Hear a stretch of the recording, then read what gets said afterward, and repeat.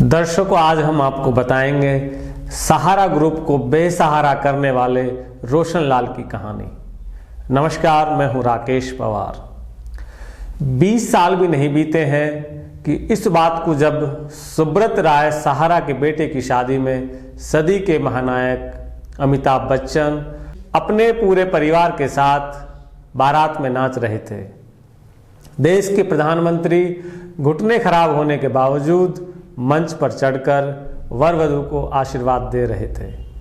देश का कोई ऐसा व्यक्ति नहीं बचा था जिसकी गिनती देश के बड़े लोगों में होती हो और वो शादी में लखनऊ ना पहुंचा हो।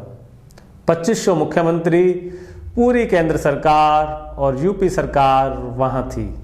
लोकसभा, राज्यसभा और सभी राज्यों के विधानसभाओं के मेंबर शायद ही कभी एक साथ कहीं और जुटे हों। कभी साइकिल पर घूम घूम कर नमकीन बिस्किट बेचने वाले सहारा उस वक्त आज के अंबानी, अडानी और टाटा से ज़्यादा शक्तिशाली दिखने लगे थे। दोस्तों, लेकिन अपने शक्ति और साम्राज्य विस्तार के एक कदम में सहारा ऐसे फंसे कि अंत तक एकदम बेसहारा और लाचार हो गए। और उसी लाचारी की स्थिति में कुछ दिनों पहले वो इस दुनिया से विदा भी हो गए।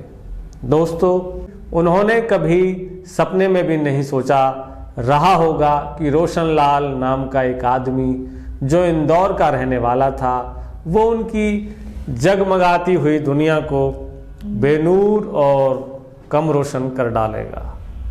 दोस्तों, किस्सा 2009 से शुरू हुआ। सहारा ने अपनी रियल एस्टेट कंपनियों के नाम से बॉन्ड जारी किए। 3 करोड़ लोगों ने इन बॉन्ड्स को सब्सक्राइब किया और करीब 24,000 करोड़ रुपए इस समय सहारा ने इन बॉन्ड्स से जुटाए। इन बॉन्ड्स को जारी करने में सहारा ने सेबी द्वारा स्थापित नियम कानून की जमकर धज्जियां उड़ाई। दोस्तों, फिर एक रोशन लाल नाम के व्यक्ति ने सहारा की शिकायत नेशनल हाउसिंग बोर्ड कॉरपोरेशन को कर दी।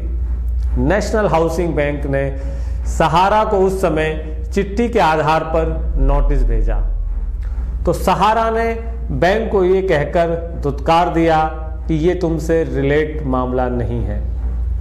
दर्शकों, अगर किसी को पूछने का हक बनता भी है तो वो सेबी है। तुम इसमें अपनी नाक मत घुसेड़ो। बैंक के अधिकारियों को ये बात बुरी लगने लगी। उन्होंने रोशन लाल की चिट्ठी और उस समय सहारा के जवाब को अपनी टिप्पणी और जांच करने का आग्रह के साथ सेबी को भेज दिया। फिर शुरू हुआ सेबी की जांच। हालांकि सत्ता के शिखर के तमाम लोगों को अपने जेब में लेकर चलने का मुगालता पाले सुब्रत राय सहारा ने सेबी की जांच को भी हल्के में लिया।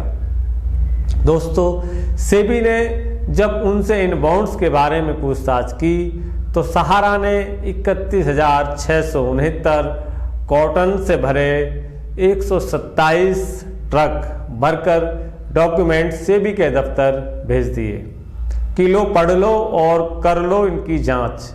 127 ट्रकों को सेबी के सामने खड़ा करके सहारा ने खुद को देश की सुर्खियों में ला दिया।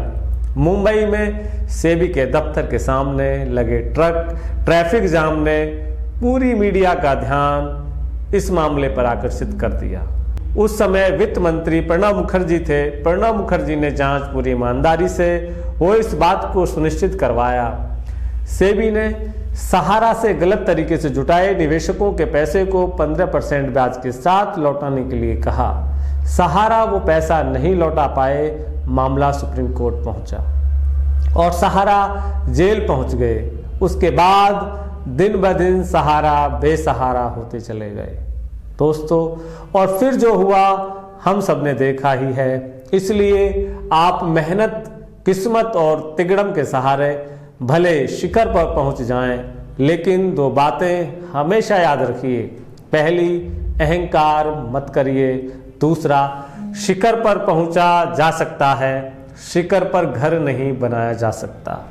शिखर पर पहुंचने के बाद आपका बर्ताव तय करता है कि आप शिखर पर कितने समय रहेंगे। दोस्तों, आज के प्रोग्राम में बस इतना ही। मिलते हैं फिर किसी नई कहानी के साथ। नमस्कार।